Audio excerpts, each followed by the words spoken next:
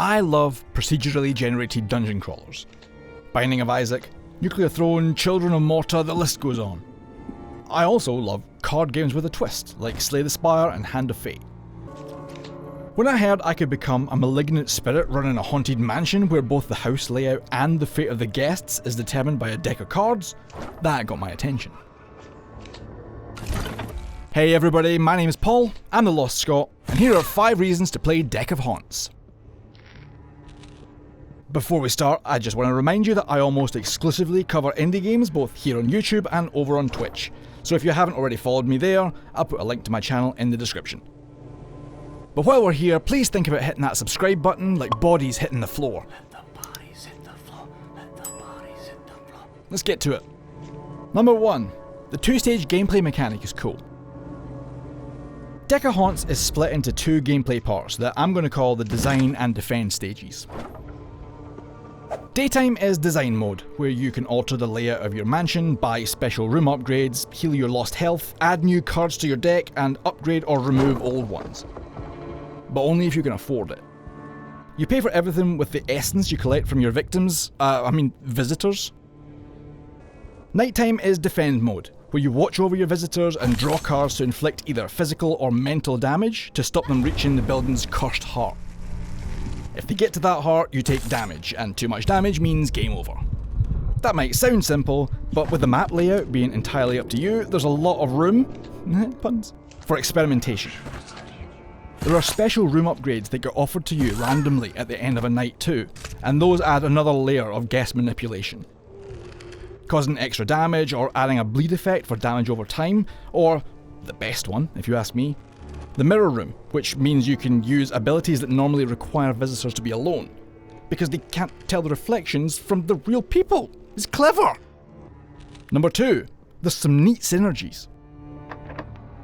I talk a lot about synergies in RDC games, so it's always nice when developers add abilities that interact with each other to boost their effects.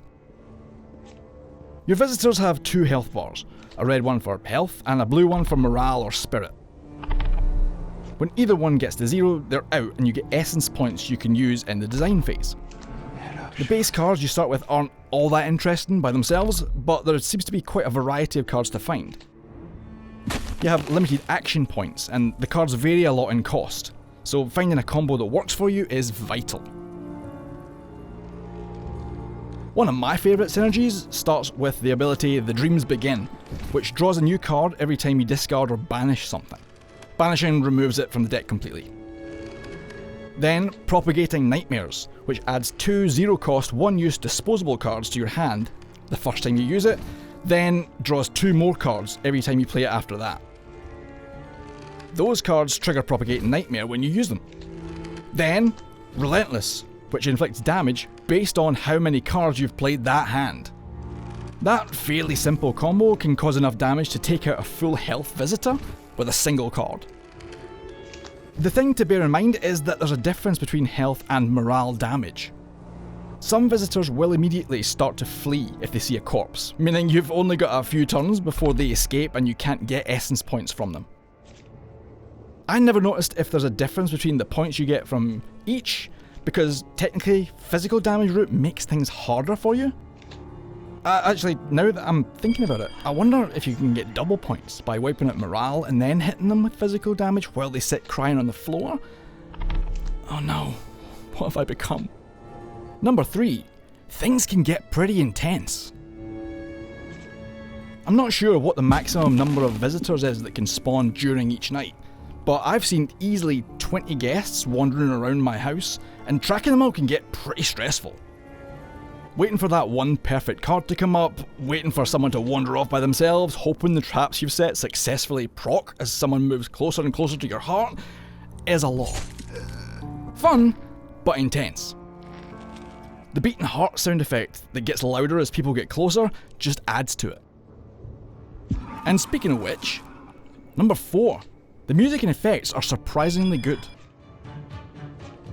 I don't usually make a big deal out of audio unless it's especially bad, but in Deck of Haunts the sounds are great and really communicative. From the loud heartbeats as you take damage, to sudden gunshots as cops open your locked doors, to the shrieks of pain as unsuspecting people wander into your throne room and get perforated. The effects give you a ton of information about what's happening, which is great. The music is good too. Music is always really hard to figure out with games where you essentially have unlimited time in a single space. Having a ton of different tracks is good, but writing or commissioning that much music can get expensive. Or you have just one piece of music that loops, but that can get annoying when players hear it over and over. Deck of Haunts does the third and best option, which is keeping the music really subtle and understated. It fits the theme well, with a lot of drones that have a little piano or string stab every now and again, just to remind you things are still ticking along and to keep the tension up. I'm usually pretty sensitive to music repetition, and I hardly noticed it. So kudos to the team for that one. It does seem like they genuinely care, because... Number 5. Updates are still coming in. Deck of Haunts came out at the start of May 2025. Yes, I'm behind schedule with my videos. And Mantis still has proper content patches rolling out. They released a fairly big update as I was writing this script, adding some starter card packs. Those give you specific themed decks, which I think is a good way to introduce new players to the game mechanics. It showed me a lot of cards that I hadn't found yet, even after a few hours of play. At the time of writing, there are 3 packs available on top of the standard deck. One that's built around health damage, one that's built around spirit or morale damage, and one that's random. During my regular play, I'd already worked out that I get on better with the spirit damage setup, but the pack still introduced me to some new gameplay options that hadn't appeared in my decks through standard RNG. The random deck is really interesting and probably the most fun, with certain cards adding abilities I hadn't seen before. I don't know if the deck is randomised for every run, for every day, or if it's just a fixed selection of random cards, but it can be equal parts crazy fun and kind of annoying, where you wish you had a specific card for a specific situation. Even with these starter packs, you still get the option of adding new cards as you play, so you still have chances to find the ones you want. And because no game is perfect, here's a couple of less than positive things about Deck of Haunts too. Number 1. It crashes a lot. This might just be me, I think motherboard's dying, but Deck of Haunts crashes pretty frequently, and completely at random. Sometimes between stages, sometimes in the middle of a run, nothing that ties to a consistent problem I could identify on my machine. There's no mid-game saves either, so if you have to come back, you'll be doing the entire design and defense stages over again. It can be pretty frustrating when I'm doing well in a run, then suddenly I'm staring at my desktop. That said, this could be unique to me and my aging PC, so take this one with a pinch of salt. Please subscribe so I can put that ad money toward a new motherboard, please! Number 2, the UI can be a bit clunky. There's a lot of times during both the design and defense stages where the UI gets in its own way. The tooltips for the visitors, which you can't shrink or turn off, often overlap the people you're trying to click on. There are some places during the defense stage where you literally can't click on a person because the UI is sitting on top of them. You can always click their portrait at the top, so you're never completely out of options, but this is a really clunky workaround that shouldn't be necessary. And because the portraits and models all look so similar, you can't always guarantee you're getting the right person when you do it that way. Maybe let me shrink the text, turn off the tooltips, let me click through it, or maybe put them all in one spot on the screen. It's not game breaking, but it's super annoying. Number 3.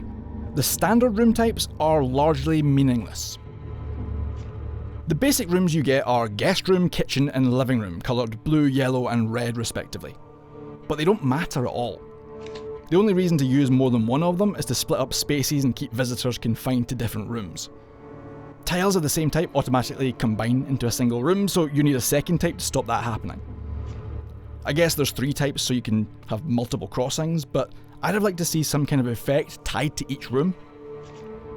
Ultimately it doesn't matter, because the goal is to upgrade those rooms anyway, but still, even just visual differences would have been nice. The rooms have no actual content, and I can understand why, but it would have been nice to have something other than the colour to split them up. We've reached that time in every video where I take a quick look at the accessibility options and tell you what Deck of Haunts has to offer. Unfortunately, there's nothing in the way of accessibility mods here. The turn-based nature means you're never going to run out of time to click on a card or a guest, but it looks like it's mouse and keyboard only for now, with no redefinable controls.